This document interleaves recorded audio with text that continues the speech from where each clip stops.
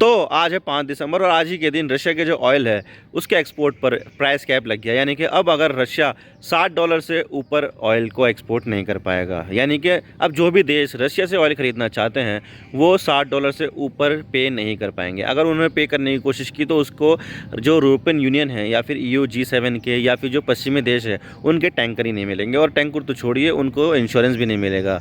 लेकिन अगर यहाँ पर प्राइस कैप के हिसाब से चलते हैं ये देश तो उनको तेल भी नहीं मिल पाएगा, क्योंकि देखा जाए तो रूस ने सीधा सीधा कह दिया कि जो भी इस प्राइस कैप के हिसाब से चलेगा उसको हम तेल ही सप्लाई नहीं करेंगे। तो क्या है ये पूरा मामला और ये ऑयल प्राइस कैप क्या है और रशिया जो है इससे किस तरह से बच सकता है, और भारत और चाइना का यहाँ पर क्या स्टैंड है, आज इसके बारे में पूरी डिटेल के साथ बात करते हैं। लेकिन उससे पहले अगर आप चैनल पर नए हो तो चैनल को ज़रूर सब्सक्राइब कीजिए और बेल आइकन को ज़रूर दबा दीजिए। तो चलिए वीडियो का आगाज़ करते हैं।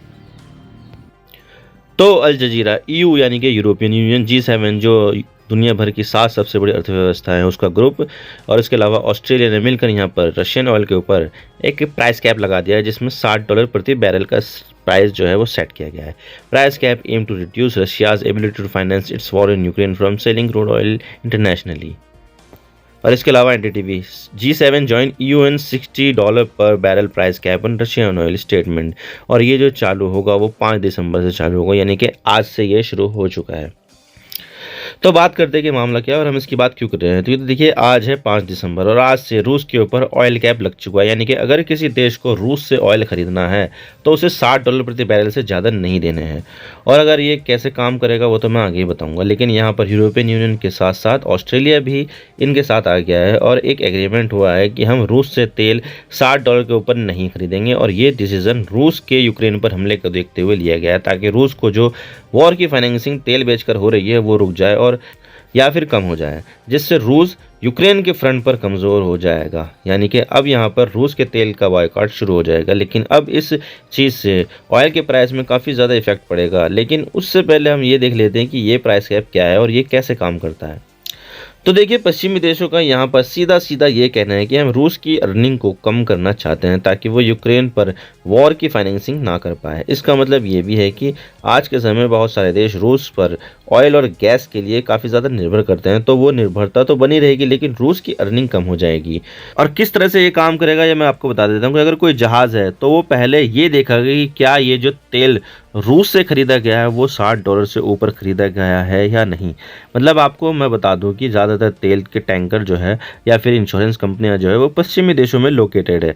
अब कोई भी सामान शिप के ज़रिए ट्रांसपोर्ट करने पर आपको इंश्योरेंस लेना ही ज़रूरी है और शिप भी लेना ही ज़रूरी है, वरना वो शिप चलेगी ही नहीं। तो ऐसे में अगर बात यहाँ पर रूस के तेल की होती है तो पहले ये देखा जाएगा कि तेल $60 से नीचे बिका हो, और $60 से नीचे बिका हो तो फिर ठीक है। लेकिन अगर $60 से ऊपर बिका है तो यहाँ पर इंश्योरेंस कंपनियाँ इन शिप्स को इंश्योरेंस ही नहीं देगी और टैंकर भी अवेलेबल नहीं होंगे, यानी कि तेल का पूरा ट्रांसपोर्टेशन ही चौपट हो जाएगा और रूस अपने ऑयल का एक्सपोर्ट ही नहीं कर पाएगा।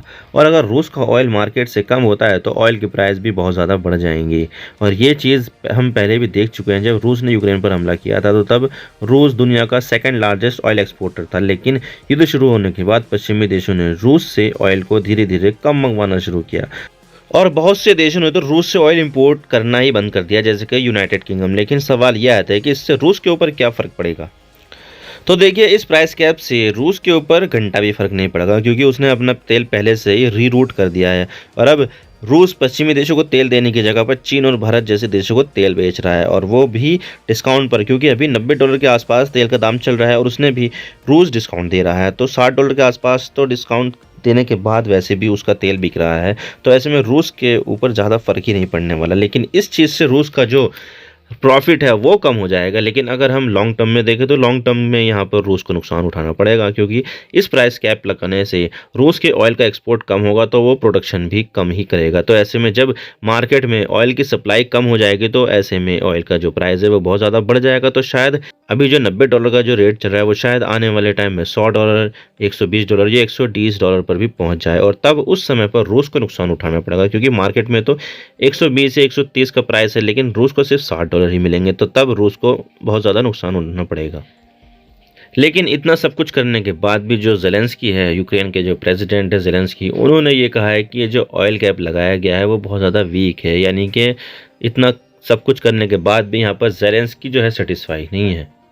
हालांकि देखा जाए तो $60 का प्राइस कैप फिर भी ज़्यादा है, क्योंकि देखा जाए तो यहाँ पर अगर प्राइस कैप $50 भी होता तो भी रूस को प्रॉफिट ही होता।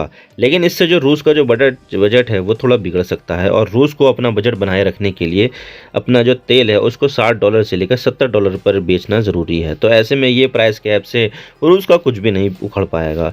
और इसकी वजह ये भी है कि रूस को एक बैरल ऑयल को प्रोड्यूस करने में $30 से लेकर $40 लग जाते हैं, और ये जो प्रोडक्शन कॉस्ट है वो ज़्यादा हाई है। लेकिन ये फिर भी प्राइस कैप से तो लो ही है, क्योंकि $30 या $40 में निकाल रहे हैं और $60 में फिर भी प्राइस कैप लगाने के बाद बेच रहे हैं, तो प्रॉफिट तो तब भी है। तो इस चीज़ से तो रूस के ऊपर घंटा भी फ़र्क नहीं पड़ रहा है। और इतना ही नहीं, रूस ने सीधा सीधा इस प्राइस कैप को रिजेक्ट कर दिया और बोल दिया है कि जो भी देश इस प्राइस कैप के हिसाब से तेल मांगेगा या खरीदेगा तो उसे हम तेल ही नहीं देंगे। यानी कि अब उन देशों पर आफत आ गई है जो रूस से तेल पर निर्भर करते हैं। अब अगर वो देश प्राइस कैप के हिसाब से चलते हैं तो उसे तेल ही नहीं मिलेगा, रूस उसे देगा ही नहीं। और अगर यहाँ पर प्राइस कैप के बिना तेल खरीदते हैं तो इंश्योरेंस के बिना ही तेल खरीदना पड़ेगा, और शिप्स तो आएंगे ही नहीं। लेकिन इसके लिए भी पश्चिमी देशों के टैंकर लगेंगे जो $60 से ऊपर के प्राइस कैप पर अवेलेबल ही नहीं होंगे। तो ऐसे में यहाँ पर दुविधा तो है इन देशों के ऊपर। तो ऐसे में खरीदने वाले को भी प्रॉब्लम है और बेचने वाले को भी प्रॉब्लम है। तो ऐसे में रूस ने यहाँ पर सैंक्शन से बचने का एक तोड़ निकाल लिया है। तो यहाँ पर रूस ने पश्चिमी देशों के सैंक्शंस और प्राइस कैप से बचने के लिए 100 से भी ज़्यादा टैंकरों की एक शैडो फ्लीट तैयार कर रखी है, जिससे रूस इन टैंकरों से अपने खरीदार देशों को तेल बेच सके। दरअसल रूस ने इसकी तैयारी तो काफ़ी पहले से ही शुरू कर रखी थी, और वेनेजुएला और ईरान पर सैंक्शंस लगने से इन दोनों देशों के ऑयल टैंकर भी इस्तेमाल में नहीं आ रहे थे। तो रूस ने इन पुराने ऑयल टैंकरों को वेनेजुएला और ईरान से ख़रीद लिया, जो बताया जा रहा है कि इनकी संख्या लगभग 103 है। और ये दोनों देश तो वैसे भी काफ़ी ज़्यादा पुराने सहयोगी है रूस के, और इन दोनों से इन टैंकरों को ख़रीदना कोई मुश्किल काम भी नहीं है, क्योंकि दोनों के ऊपर तो सैंक्शंस लगे हुए हैं। और यहाँ पर रशिया से भी लग जाएगा, तो ख़रीद लेंगे तो क्या उखड़ जाएगा रूस का, कुछ नहीं उखड़ पाएगा। और रही बात इंश्योरेंस की, तो इन टैंकरों को चाइना इंश्योरेंस दे सकती है, और शायद आने वाले टाइम में दे भी दे।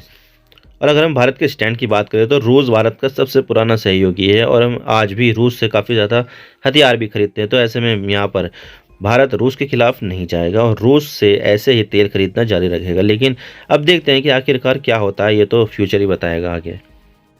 आप मेरे इंस्टाग्राम पर भी जुड़ सकते हो। आप सिंपली जाइए इंस्टाग्राम में और सर्च कीजिए I_इमरान सिद्दीकी, और आप मुझे फॉलो कर सकते हैं। इसके अलावा आप मुझे ट्विटर पर भी फॉलो कर सकते हैं, यहाँ पर भी सेम ही यूज़र नेम है I_इमरान सिद्दीकी। तो दीजिए मुझे इजाज़त, मैं मिलता हूँ आपसे नेक्स्ट वीडियो में। अगर आपको वीडियो थोड़ी सी भी पसंद आए तो चैनल को ज़रूर सब्सक्राइब कीजिए। Thank you for watching. I really appreciate your precious time. God bless you all. Now signing off.